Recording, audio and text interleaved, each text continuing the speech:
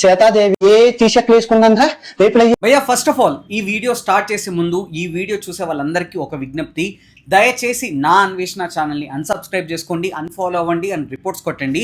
ఒక్క లాభం చెప్పి ఇండియా రాదా, రేపు నా కూతురు పూర్తి రేపు చేసేస్తే. ఈ మాట ఎందుకు అంటున్నానంటే ఈ వీడియో మొత్తం చూస్తే చివరి వరకు మీకే తెలుస్తుంది. భయ్యా ఈశ్వరుడు నోరిచ్చాడు కదా అని ఏది పడితే నీ పతనం మొదలవుతుంది. ఏదో గొప్పగా సాధించినట్టు కాదు, చిరంజీవి అంతటి వాడే ఎన్నో అద్భుతాలు క్రియేట్ చేసి ఎన్నో రికార్డ్స్ సృష్టించి ఎంతో సాధించి ఎంత వినమ్రంగా ఉంటాడు భయ్య అందరి ముందు. ప్రభాస్ వరల్డ్ మొత్తం ప్రభాస్ని గుర్తుపట్టని వాడంటూ ఎవ్వడు లేడు. అసలు ఆయన సాధించిన రికార్డులు మనకు తెలియనివి కాదు. అలాంటిది మొన్న వచ్చి సీనియర్లే ఇంకొకసారి అంటాడు నా ఫ్యాన్స్ లేకపోతే నేను లేను. అలా ఉంటారు భయ్య. ఇన్ఫ్లుయెన్సర్ సామాన్య మానవులు. గరికపాటి గారు ఎంత గొప్పవారు, ఆయన అష్టావధాని, ఆయనకి పద్మశ్రీ అవార్డు వచ్చింది. అలాంటి వాళ్ళని పట్టుకొని మేము ఒట్టకాలు కట్ చేసేస్తే అవుతారు. నోటికి వచ్చినట్టు మాట్లాడతావా? సీతమ్మనంటావు, ద్రౌపదిని అంటావు, రామాయణాన్ని కించపరుస్తావు, మహాభారతాన్ని కించపరుస్తావు, హిందూ దేవులను కించపరుస్తావు. చిన్న మాటని పట్టుకొని మత విద్వేషాలు క్రియేట్ చేస్తున్నావు. నువ్వు ఒక మనిషివా? నీకు ఒక సిగ్గు, శరం, మానం, అభిమానం, లజ్జ అనేది ఏమన్నా ఉందా? ప్రతి గుడి మీద నీకంటూ ఒక ఒపీనియన్ ఉంది, దాన్ని నువ్వు అడ్రస్ చేయాలి, పబ్లిక్ ప్లాట్ఫామ్ లో నువ్వు పెట్టాలి అని అనుకున్నావు. ఓకే, తప్పు లేదు. ఎవరికైనా ఏదైనా మాట్లాడే హక్కు ఉంది, వాక్ స్వాతంత్రం ఉంది, అది రాజ్యాంగం మనకిచ్చింది, తప్పే లేదు. కానీ మాట్లాడే విధానం ఉంటుంది, మాట్లాడే పద్ధతి ఉంటుంది. మాట్లాడే మాటలు చాలా జాగ్రత్తగా సునిశ్చితంగా పరిశీలించి మాట్లాడాలి. ఏదో ఫాలోవర్స్ ఇష్టం వచ్చినట్టు మాట్లాడినా వింటారు కదా, పడతారు కదా, ఏది పడితే అది మాట్లాడితే నేను ఫేమస్ అయిపోతాను కదా, ఓకే నేను బూతులు మాట్లాడితే ఇప్పుడు వైరల్ అయిపోతున్నాయి కదా, నా వీడియోస్ అన్ని చూస్తున్నారు కదా అని ఇష్టం వచ్చినట్టు మాట్లాడితే ఏమైందో తెలుసా? ఒక్క రోజులో కేవలం ఒకే ఒక్క రోజులో 30 లక్షల మంది నిన్ను అన్సబ్స్క్రైబ్ చేశారు. నేను కరెక్ట్ అని కాదు, నేనే కరెక్ట్, నేను చెప్పింది వినాలి. అండ్ ఇంకా ఇది ఆరంభం మాత్రమే, ఇంకా చాలా ఉంది, అప్పుడే అయిపోలేదు. అండ్ ఒక్కొక్క మాట ఏం మాట్లాడావో అడ్రస్ చేయబోతున్నాను. శివాజీ ఎంత దొంగలించాకుడు అంటే ఎంత గలీజ్ లత్కోర్ భయ్యా నువ్వైతే. భయ్యా నిన్ను ఇప్పుడు తిట్టడం నాకు 2 నిమిషాలు, అమ్మ నా బూతులు నాకు కూడా వచ్చు, ప్రతి ఒక్కడికి వచ్చు. కానీ ప్రతి ఒక్కడికి సంస్కారం అనేది అడ్డుపడుతుంది. బూతులు మాట్లాడితే నేను గొప్పోడు అని అనుకుంటే ప్రతి ఒక్కడు మాట్లాడతాడు. చీరలు కొట్టుకుంటే ఏ లంజా కొడుకురా సినిమా చూస్తారు. భయ్యా నిన్ను ఇప్పుడు తిట్టడం నాకు 2 నిమిషాలు, అమ్మ నా బూతులు నాకు కూడా వచ్చు, ప్రతి ఒక్కడికి వచ్చు. కానీ ప్రతి ఒక్కడికి సంస్కారం అనేది అడ్డుపడుతుంది. బూతులు మాట్లాడితే నేను గొప్పోడు అని అనుకుంటే ప్రతి ఒక్కడు మాట్లాడతాడు, ఇష్టం వచ్చినట్టు విచ్చలవిడిగా మాట్లాడతాడు. బూతులు మాట్లాడడం గొప్పతనం కాదు భయ్యా, కంట్రోల్ చేసుకొని ఆలోచించి మాట్లాడడం గొప్ప. అందులోనే నీ గొప్పతనం ఉంది. నువ్వు ఈరోజు మాట్లాడిన మాటలు ఏవైతే ఉన్నాయో ఈ వీడియోలు చూసాను భయ్యా, ఒకటిని మించిన ఒకటి ఆనిముత్యాన్ని వదిలావు. నిన్ను మామూలుగా వేసుకోకూడదు భయ్యా ఎవడైనా. సో ఈ వీడియో ఇంతకీ దేని గురించి మాట్లాడుతున్నాను? అన్వేష్ గరికపాటి గారి గురించి, శివాజీ గారి గురించి, హిందూ దేవుళ్ళ గురించి, సీతాదేవి గురించి, ద్రౌపది గురించి ఏమేం మాటలు మాట్లాడాడో మనం ఈ వీడియోలో తెలుసుకోబోతున్నాం. సో ఆలస్యం చేయకుండా let's jump to the topic. Agent Vamshi reporting. Hi hello నమస్తే భయ్యా, నా అన్వేషణ అలియాస్ అన్వేష్. ఈయన చాలా పాపులర్ అండి. ఆయన ఎందుకు తెలుసా ఫేమస్? ఆయన ప్రపంచ యాత్రికుడని, ఎన్నో దేశాలు తిరిగాడని కాదు, ఆయన చెప్పే సోది గురించి, ఆయన మాట్లాడే బూతుల గురించి, ఆయన ఏవేవో ఆటగాడు అంటే అవి ఈ జెన్సీ అండ్ ఇంకొంతమంది అట్రాక్ట్ అయిపోయి అరే ఇలాంటివి బాగున్నాయరా, ఇలాంటి మాటలు మాట్లాడితే నేను కూడా ఫేమస్ అయిపోతా అని అది కామెడీగా తీసుకుని ఆయన మాట్లాడే బూతుల్ని ఆయనని అందలం ఎక్కించారు భయ్య.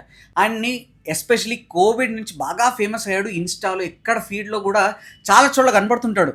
అండ్ ఆయన ఫేమస్ అయ్యాడు అనుకుంటే నేను కూడా చాలా సార్లు ఏమనుకున్నా అంటే అరే ఇన్ని ఇయర్స్ కష్టపడ్డాడు కదా, ఆయనకు ఫలితం వచ్చింది. ఎందుకంటే ఆయన ఎన్నో ఇయర్స్ నుంచి ప్రపంచ యాత్ర చేస్తున్నాడు, మంచిదేలే అట్లీస్ట్ ఒక సామాన్యుడు అన్ని ఇయర్స్ కష్టపడ్డాడు కాబట్టి ఆయనకు రికగ్నైజేషన్ వచ్చిందని ఆనందపడ్డాను. కానీ చాలా వీడియోస్లో నేను చూసినప్పుడు ఏంట్రా ఇలాంటి మాటలు మాట్లాడతాడు, ఇలాంటి వాడిని ఎందుకు ఎంకరేజ్ చేస్తారు?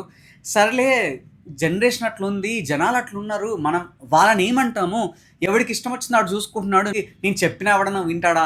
వాడెవడైనా చెప్పినా వీడు వింటాడా? వీడెవడని చెప్తే వాడు వింటాడా? ఎవరికి ఇక్కడ ఎవడు వినాడు కదా అని సరేలే సందులో సడేమియా అని నేనైతే ఆయన ఎప్పుడు ఫాలో అవ్వలేదు, సబ్స్క్రైబ్ కూడా చేసుకోలేదు. కానీ ఆయన అన్న మాటలు ఒకటిని మించి ఒకటి ఉన్నాయి భయ్యా.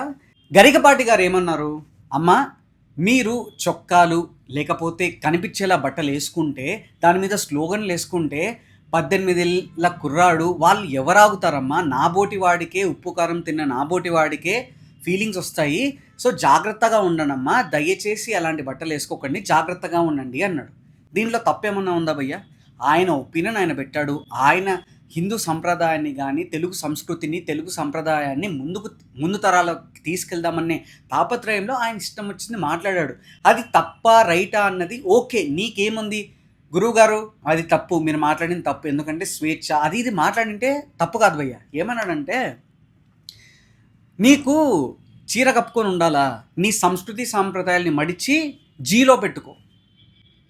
ఒక పెద్ద ఆయన గరికపాటి గారు లాంటి వాళ్ళని పట్టుకొని నువ్వు అనే మాటలు ఇవా?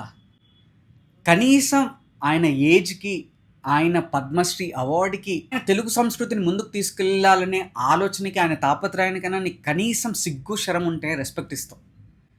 ఆయన్ని వదలలేదు. శివాజీ గారిని ఏమన్నాడంటే, ఏంటి చీరలు కట్టుకోవాలా, చీరలు కట్టుకోకపోతే ఏ ఎల్ కొడుకులు రా సినిమాలు చూసేది, ఏ ఎల్ కొడుకులు అంటే నువ్వు మాట్లాడేదేమో ఇష్యూ అమ్మాయిల గురించి, అమ్మాయిల బట్టల గురించి, అమ్మాయిల స్వేచ్ఛ గురించి, కానీ తిట్టేది మళ్ళీ వాళ్ళనే. ఎల్లు కొడుకులో ఎల్ అంటే ఏంటంటే ఎవరిని తిడుతున్నట్టు? వాడిని అన్వేష్నే ఎవరన్నా ఎల్ కొడక అని తిడితే వాళ్ళ అమ్మ తిట్టినట్టే కదా. వాడికంటే సిగ్గు లేదు, వేరే వాళ్ళకి సిగ్గు ఉంటుంది కదా. ఇది ఆయన మాటలు. ఇంకోటి ఏమంటాడంటే అండి, సీతాదేవిని, ద్రౌపదిని చీరలు కట్టుకున్నారు కదా, వాళ్ళు ఏ బనియన్లు టీషర్ట్లు వేసుకోలేదు కదా. ఏ టీషర్ట్లు వేసుకున్నాంద్రా రేపు ఏం మాట్లాడుతున్నావురా? నీకు కనీసం బుర్ర బుద్ధి ఏమైనా ఉందా?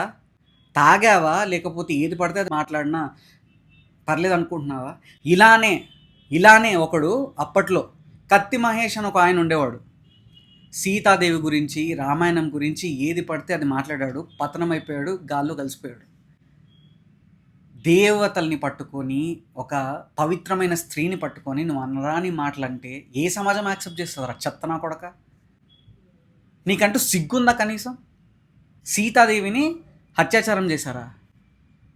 సీతాదేవిని రావణాసురుడు తీసుకెళ్ళిన కనీసం తాకాలన్న ఆలోచన కూడా రావణాసురుడికి రాలేదు. అలాంటి సీతాదేవిని పట్టుకొని నువ్వు అత్యాచారం చేశారంటావా? నీకు సిగ్గు శరం ఏమైనా ఉందా అసలు కనీసం? మరి ద్రౌపదిని అత్యాచారం చేశారంటావా? అత్యాచారం ఎవరు చేశారు? అక్కడ నిండు సభలో చీరని లాగితే శ్రీకృష్ణుడు వెంటనే వచ్చి చీరని అందించాడు. అది జరిగింది.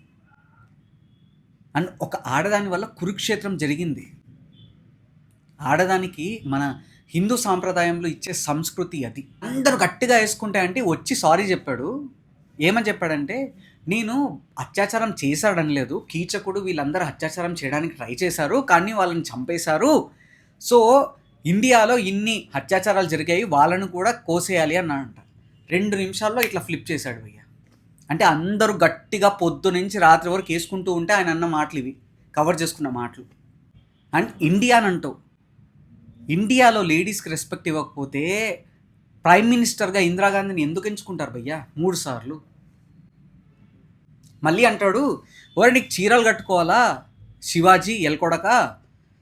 మరి అట్లాంటప్పుడు గుడ్ల మీద ఉండే ఫోటోలు, గుడ్ల మీద ఉండే శిల్పాలు అవన్నిటినీ చితకమింగంట, గుళ్ళని, టెంపుల్స్ని చితకమింగాలంట భయ్యా.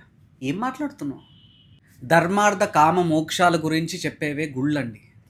ఆధ్యాత్మికతను పెంచి, కామం అనేది ఇంకొక విధంగా చూడకూడదు, ధర్మార్థ కామ మోక్షాలు అన్నిటినీ సేమ్గా చూడాలి అని తత్వం బోధించేవి గుళ్ళు.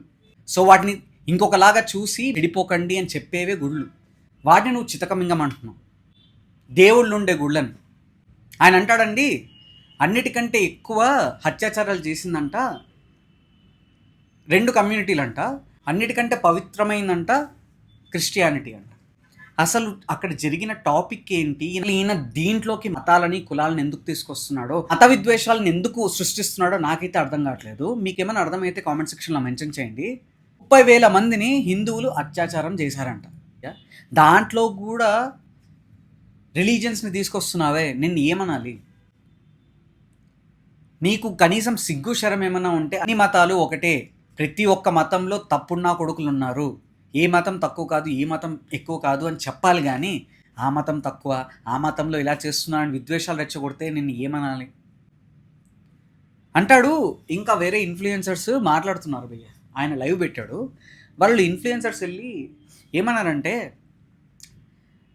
అసలు మీరు ఏం మాట్లాడారండి శివాజీ గారి గురించి, ఇది గరికపాటి గారి గురించి అంటే, మరి ఆయన పెద్ద ఆయన మాట్లాడడం కరెక్టా, 65 ఏళ్ళకి ఆయనకు మూడొస్తుందంట కరెక్టా అంటే, సార్ గరికపాటి గారు ఏమన్నారు, నేను ఉప్పు కారం తింటున్నాను, ఆయన సంసారి, బ్రహ్మచారి కాదు, ఆయన సంసారి, వైవాహిక జీవితంలో ఉన్నారు, నాకు కూడా వస్తుంది. నేను ఏదో తప్పుడు చేస్తాను అని కాదు, కానీ నాకు కూడా మీరు అలాంటి ఆలోచనలు కల్పిస్తున్నారంటే 18-20 ఏళ్ళ కుర్రాళ్ళకి అలాంటి ఫీలింగ్స్ రావా, దయచేసి మంచి బట్టలు వేసుకోండి అమ్మా అన్నాడు. తప్పేంటి అని. మరి శివాజీ గారి సామాన్ల గురించి ఏంటంటే, ఆయన చెప్పింది తప్పే, ఆయన ఒప్పుకున్నాడు, సారీ చెప్పాడు, అది ఇది అంటుంటే వాళ్ళ ఇంట్లో వాళ్ళకి చెప్పుకోవాలి, సమాజానికి చెప్పడానికి ఆయన ఎవరు అంటే, మరి మీరు కూడా సమాజానికే కదా సార్ చెప్తోంది అంటే, నేను చెప్తాను నేను ఇన్ఫ్లుయెన్సర్ని అంట. నువ్వు దేవుడువా? ఇన్ఫ్లుయెన్సర్ అయితే దేవుడువా?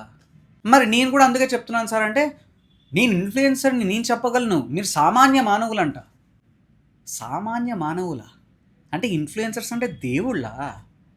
పైనుంచి కింద పడ్డారా? ఏ రకంగా ఇన్ఫ్లుయెన్సర్ భయ్యా? నువ్వేం సాధించావు? 2.37 మిలియన్ ఫాలోవర్స్ ఉన్నారు భయ్య ఆయనకి, దానికి ఎగిరెగిరి పడుతున్నాడు.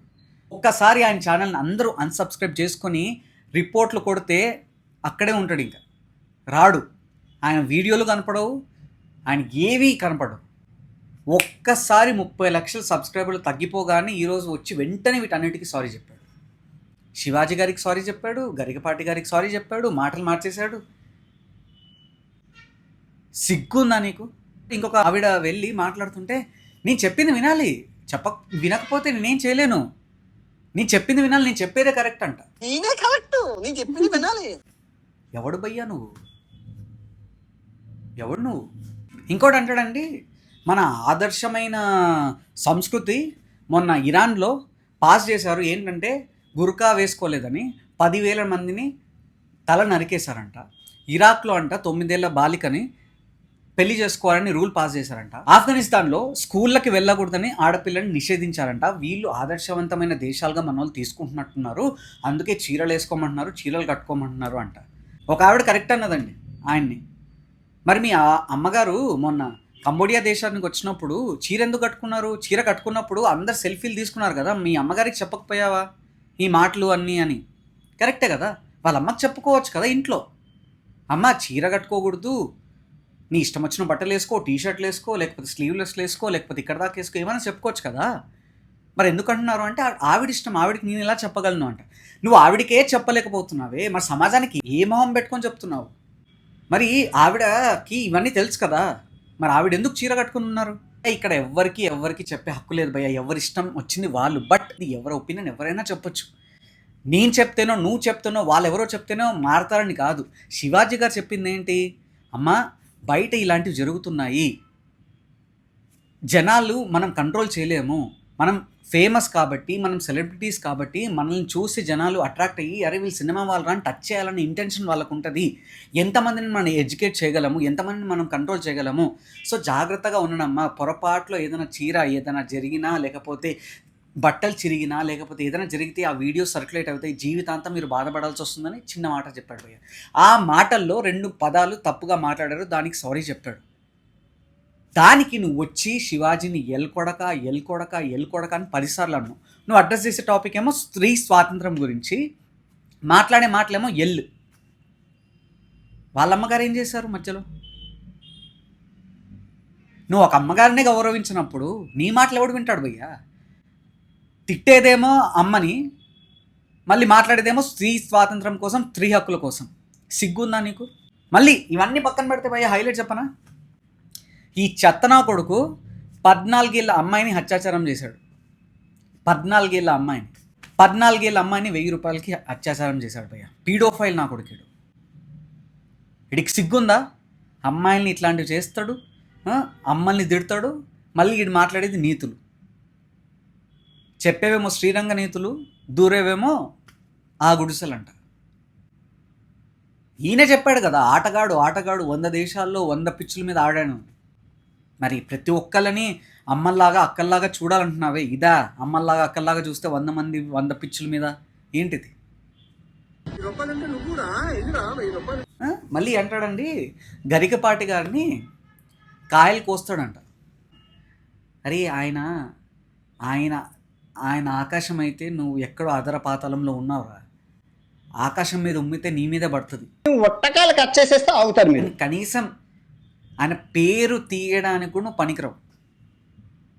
ఆయన పేరు తీయడానికి కూడా పనికిరాని నీలాంటి లోఫర్ గాళ్ళందరూ ఆయన అంటున్నారు. మనిషి అన్నాక ఏమన్నా తప్పులు చేస్తుండొచ్చు, నువ్వు పాయింట్అవుట్ చేయొచ్చు, ఏమైనా మాట్లాడచ్చు. ఆయన్ని తీసి అరే గరికపాటి గారు, గురువు గారు మీరు మాట్లాడేది తప్పు అని అంటే తప్పు కాదు. కానీ ఏది పడితే అది మాట్లాడితే ఆయన ఊరికే ఉన్నా సమాజం ఊరికే ఉండదు.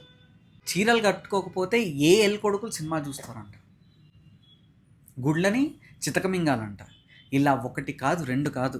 ఇవన్నీ అయిపోయిన తర్వాత అండి వస్తాడు, ఏం చెప్తాడంటే నేను ఇందాక ఒక వీడియో చూశాను భయ్యా అని శివాజీ గారు వీడియో చూపిస్తాడు. శివాజీ గారు ఒక 3 years ముందు బిగ్ బాస్కి వెళ్ళే ముందు చెప్తాడు, వాడు ఉంటాడండి నా అన్వేషణ అని. అబ్బా ఏం నా కొడుకండి, వాడి కంటెంట్ చూస్తే మెంటల్ వస్తుంది, సూపర్ కంటెంట్. అలాంటి కంటెంట్ అందరు క్రియేట్ చేయాలండి. వాట్ కంటెంట్, వేరే వాళ్ళని తక్కువ చేయట్లేదు, కానీ నేను ఇప్పుడు లోపలికి వెళ్తున్నా కదా ఆ కంటెంట్ని మిస్ అవుతానేమో, నేను పెద్ద ఫ్యాన్ని అని చెప్పాడు. ఆ వీడియో పట్టుకొచ్చి శివాజీ గారు ఇది చెప్తాడు నేను అనుకోలేదు, నేను చూడలేదు, ఆయనకు నాకు క్షమాపణలు చెప్తున్నాను, ఆయన సామాన్లు అన్న పదానికే నేను ఇంత రియాక్ట్ అయ్యాను కానీ మిగతా వాటి కాదు, ఆయన సామాన్లు అన్న పదాన్ని వెనక్కి తీసుకున్నాడు కాబట్టి నేను కూడా వెనక్కి తీసుకుంటున్నా అన్నాడు. నువ్వు ఆయన సామాన్లు అంటేనే 3 రోజులు ముందు నుంచి అందరు చెలరేగి మొత్తం అందరు వైరల్ చేసి ఉమెన్ కమిషన్ వరకు తీసుకెళ్లారు.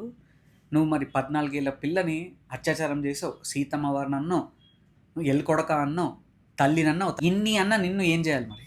అంటే నువ్వు సారీ చెప్తే అయిపోద్దా? అండ్ ఇంకోటి అన్నాడు భయ్యా, ఒకళ్ళు అన్నారు నేను ఇండియాకి రాను, ఇక్కడి నుంచి అన్నీ సాధించి చూపిస్తాను, చూస్తూ ఉండండి. ఎందుకంటే ఇండియాలో వస్తే పొల్యూషను ఏముందండి ఇండియాకి రావడానికి? ఇండియాలో పొల్యూషన్ ఉంది, అవి ఉన్నాయి ఇవి ఉన్నాయి. రేపు పొద్దున్న కూతురు వస్తే ఆ అమ్మాయిని హత్యాచారం చేస్తే ఎవరికి చెప్పుకోవాలంట? అంటే నిన్ను పెంచి పోషించిన దేశాన్ని, నిన్ను ఇంతమంది ఆదరిస్తున్న వాళ్ళందరూ ఇండియన్సే. డబ్బులు సంపాదిస్తుందేమో ఇండియా మీద, పుట్టిందేమో ఇండియా మీద, తిని బతికిందేమో ఇండియా మీద, అంటుంది ఇండియాని. అరే నీ అంత లత్కోరేదావని నేను ఎక్కడ చూడలేరా?